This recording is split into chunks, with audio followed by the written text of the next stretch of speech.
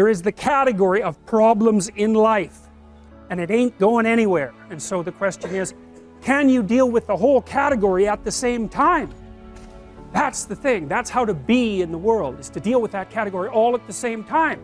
And so how did human beings, what did they come up with as a solution? And that's so cool too, because the solution they come up with not only was the heroism that allows you to approach what you're terrified by and what you find offensive and to learn from it, but also the idea of sacrifice, and that was played out by cultures everywhere, including human sacrifice. And you think, what the hell was up with those crazy bastards so long ago? They were sacrificing to gods all the time. What kind of clueless behavior was that?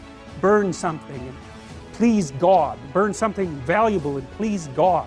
It's like, what was with them? What were they thinking? Well, they weren't stupid, those people. If they were stupid, we wouldn't be here. They were not stupid, and believe me, they lived under a lot harsher conditions than we do. So those were some tough people, man. You know, back then you'd last about 15 minutes. And so you don't want to be thinking of your ancestors as stupid. Like, there's no real evidence that we're much different cognitively than we were 150,000 years ago. So anyways, sacrifice. What does that mean, sacrifice? Well, it's a discovery, man. It's the discovery of the future. It's like the future is actually the place where there is threat. And it's always going to be there. So what do? You make sacrifices in the present so that the future is better. Time is short. What is your life? It's even a vapor that appeareth for a little time and then vanisheth away. If someone had told me when I was 20 years old that life was very short and would pass just like that, I wouldn't have believed it. And if I tell you that, you don't believe it either. I cannot get young people to understand how brief life is, how quickly it passes. It seems like yesterday I was in school.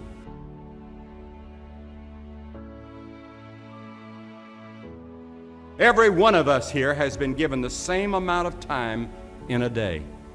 1,440 minutes a day, 168 hours per week. The days of our years are 80 years and 10, and if by reason of strength they are 80 years, yet is their strength labor and sorrow, for it is soon cut off, and we are passed away and cut off. 70 years God allows us. And it's interesting to me, with all of our medical science, we've never passed that magic mark. The average American male today lives 70 years and 4 months. The average female, 73 years and 6 months. More people live to be 70, but the average age of an American is still 70, as taught in the Scriptures. Now, 70 years God allows us. Let's think a moment. What do we do with those 70 years? The first 15 are spent in childhood, and then 20 years we sleep.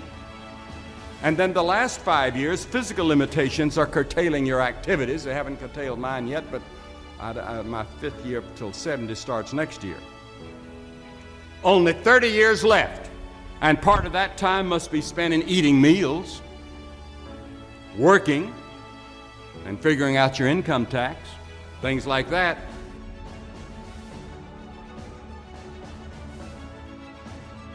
Now is the accepted time. The things we ought to do, the classes we ought to take, the books we ought to read, do it now.